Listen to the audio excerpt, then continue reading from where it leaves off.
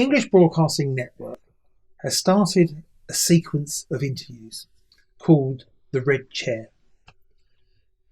In those interviews, we'll be sitting discussing why people became involved, which is known now very much as an English course. Today, one of those interviews will be with Robin Tilbrook. He's been the leader of the English Democrats now for a significant number of years, and so we'll be asking him questions about why he got involved. Let's lead straight in. Robin, why did you become involved in what is essentially known amongst a lot number of people now an English course? What stimulated you in the first place? I saw that Scotland was getting its own referendum on having a re-established parliament, and Wales was going to get its own parliament as well with its own referendum under the Blair government. And one of the things I couldn't really understand was why it was that this wasn't happening for England. And in particular, I thought it was pretty strange that the Conservatives were not pushing for England to be given recognition, because I think I would take the view that England was more sort of small c conservative than Scotland and Wales. So I started pushing within the Conservative Party to see whether they were going to do it. So rather to my surprise, I discovered that even people who'd made some of their career out of talking up the idea of being English, like Lord Tevitt, for example, they when they were asked this kind of question, they said that they weren't interested in anything being done for England at all, because they thought the most important thing was the union of the United Kingdom. And so England was being left out of what was happening with Scotland and Wales. And then we started to get the talk of regions and breaking it up into regions. And it just seemed to me that somebody had to try and do something about it. And at the time, the Campaign for an English Parliament had been making a good job of speaking to all the various decision makers and talking to them and explaining the issues to them. And basically had been told by various people that they fully understand what was being said, but they had no intention of doing anything for England. So therefore, what we needed, it seemed to me, was something that had a bit of a sort of cutting edge to it. And what was that? And I think when you're talking about career politicians, really the only thing that has a cutting edge to it is standing in elections against them. And if you pose an electoral threat to them, then maybe they'll listen and do what they really ought to have done in the first place. So, from what I understand, in 2000, early 2000, 2002, the English Democrats were established. Yes. And you're one of the founding members. I was. So you've explained how you came to that conclusion to start that. What was the early days of that? Yes, so we registered a party. We started and set up a website and started to look around the country to see what other groups there were who were moving in our direction and thinking that something ought to be done for England. We had a whole series of meetings, which we called the Steering Committee, where we were trying to talk about what kind of manifesto we should have, whether we could be Eurosceptic or Europhile, what sort of things would suit English nationalism and what would be a sensible English nationalist manifesto set of policies. And we were ready to launch by 2002, and we launched in August of 2002. And it's really from that point that the English Democrats are fully established and actually functioning in a proper way as a political party. We're now looking 15 years on. Did you expect to be further ahead than what you are, or are you pleased with how you've progressed? Well, the thing is, I suppose when you start off with these things, you think, by simply sort of flying the flag, people will flock in to support. But I think as we've become more realistic about the way that things actually work, we've got to compare ourselves really with what's happened with the Scottish National Party. And after all, their original party was formed in 1927. It took them really until the 1970s, the early 1970s, to win anything significant. And yet now they are the government of Scotland. So it is probably unrealistic to expect to achieve a huge success in next to no time. But I do think things are changing as far as the British state is concerned. It's got itself into more and more difficulties, and it's proving itself wholly inadequate to deal with the whole sort of Brexit challenge. And the stresses on it are such that we may well wind up being more successful much more quickly than the SNP was. Now, I have to ask you a number of quite straight questions. Over the years, the English Democrats have made some decisions that have made headlines. One of those decisions was when you were directly asked that you'd taken on BNP members into your party. Do you think that damaged the English Democrats? Do you think that might have damaged where people saw English nationalism going? How would you answer that? Yes. Well, the first point to bear in mind is that although we did take some members of from the British National Party, they were ex-members.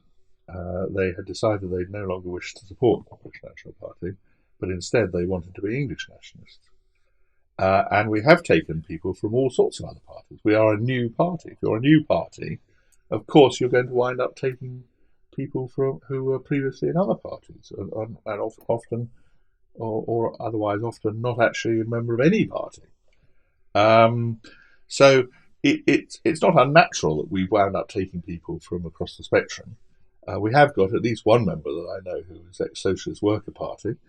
So we're right across the spectrum, really, of people that we've taken. We didn't take very many people from the BNP, they were people who we thought had become English nationalists, moderate English nationalists, moderate democratic English nationalists, like the English Democrats are.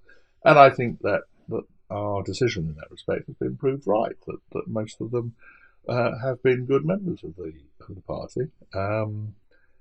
But we did take some criticism as a result of that. The question I think we all have to ask ourselves is whether we wouldn't have taken criticism anyway. Because one of the things I think that's been quite interesting about what happened with UKIP is that they were very careful not to take anybody from the British National Party when the British National Party was in the process of breaking up. And it didn't stop the media attacking them as being far right and racist and all sorts of other things that the media seem to use whenever they're talking about anybody who they consider to be nationalist or right wing or whatever. These are terms that are used to smear anybody who's standing against what the media seems to want. It's interesting you've used UKIP. UKIP was, for many years, and by many people, seen as the voice speaking on behalf of England. Then there was talk, if I remember rightly, of the English Democrats and UKIP working together more, potentially, I suppose, coming together. How do you view that now? Well, it's true we did have talks, the way I view it is that although UKIP, some people thought that UKIP was going to talk for England and be, interested in English issues, the view I came to when we had our talks with UKIP is that they never would, and that they were very old-fashioned British nationalists. Really, many of the leadership, they were the sort of people who had a sort of nostalgia for empire and rule Britannia and God Save the Queen and so on. They were not people who were interested particularly in the English question. And I think over the years that decision has been more than amply justified by what they've actually done. I mean, I think I'm thinking, for instance, in the last but one general election, where UKIP produced a manifesto for Scotland, a manifesto for Wales, and a manifesto for Northern Ireland, but then they produced only a British manifesto that covered England. They absolutely refused to produce a manifesto that was just about England. And they were caught out by that, in fact, because the only unionist party that produced a manifesto for England was the Conservative Party.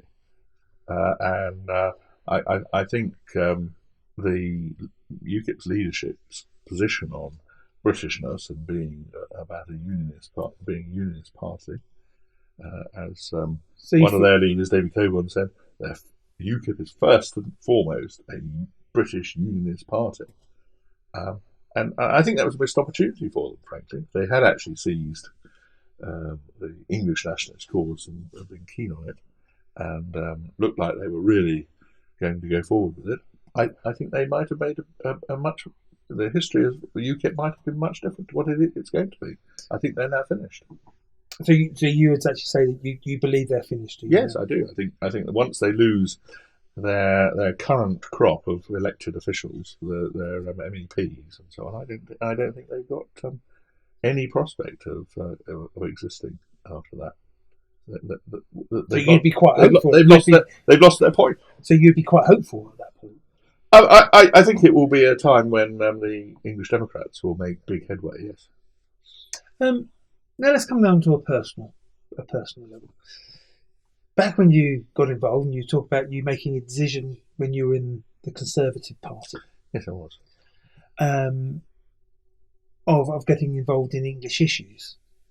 Do you feel there's been a personal cost on you for making that decision? Unlike many other parties, in fact, most other parties, we're self-funding, so it obviously has cost something. I also think I've spent probably much more time on the cause than I would have done, even if I'd gone down the route of becoming elected as a Conservative. Conservative councillors don't spend anything like as much time as I've spent on the cause over the years. So there has been a cost. I don't regret it because I feel that I have at least tried to contribute something to England and to our country, and I think that is something that people should do. Obviously, I'm keen for people to try and do it. But would you have done anything differently over those years? I don't think so, really. I think given the knowledge at any one time that you have, I've not made any decisions that I don't think were the decision we had to make anyway. I don't think there's anything that could have occurred that might have made a big difference, except possibly on one occasion we were at the point where we were about to meet Kilroy Silk when he was thinking of breaking from UKIP, and unfortunately the story then leaked, I think from his side actually, and he then withdrew from meeting us. And I think that might have presented a historic opportunity which could have helped, because he did afterwards say to me that he regretted that we hadn't come together and that instead he'd gone off and founded Veritas, because he was saying that actually he always felt that he was an English nationalist. So that probably was a missed opportunity then, but it wasn't a decision that I made that could have made any difference. And has anything shocked you? Anything along those years that you've been quite surprised by? Oh, most definitely. One of the things that shocked me was really the utterly unreasonable approach of opponents, that they don't try and engage in argument or discussion or debate in any sense. They try and smear and generally very nasty about things rather than trying to deal with things in a sensible sort of way. And one of the things that's been absolutely an eye-opener to me is just how biased the media are. They no longer make any pretense of really objectively reporting things. Instead, they're always telling us what they think about things, and their thoughts seem to come from quite a shallow gene pool of a relatively small number of types of people with only a relatively small part of the spectrum of opinion that they say is the only type of opinion that they're going to allow to be expressed. And Robin, if someone said to you, "What does England mean to you as a person?" how would you describe that? I think that's one of those things that's very difficult to say, because I don't feel that I'm sort of ideologically a nationalist. I am somebody who is proud of my country. I'm patriotic. I want to see my country do well. It's sort of it's at a deeper level than ideology. Ideology is just up in the head to me, whereas to me, England's in the heart rather than merely in the head. And I suppose the old expression would be, you cut me open, you'll find the cross of St George running through me like the old Brighton Rock. I'm simply an English nationalist or an English patriot, whichever way you want to call it. And are you hopeful for the future? I don't think we could say that England's future is definitely secure at the moment. No. I am hopeful in the sense that if we carry on with the struggle and people join us and help support England and England's future and the English cause, that we will win through. But we've got to bear in mind that most of the people who are in positions of power or influence within the country at the moment actually hate the very idea of England. They want to break us up into regions. They want to get rid of the idea of Englishness. They want to say that anybody who says that they are English is an extremist. And they just basically are using the official system to try and rub out Englishness and England. And I think that's the threat. Nobody could say that at this point that whether they will succeed or we will succeed. But I'm certainly willing to carry on with the fight. And as far as I'm concerned, I'm not going to give up until we do win. Thank you very much, Robin. It's been a pleasure. Thank you. Thank you. I hope you've enjoyed our Red Chair interview. If you have, please become a follower. We can then actually inform you when the next interview is going to occur. It will give you an insight in why people are involved in protecting England. Please become a follower.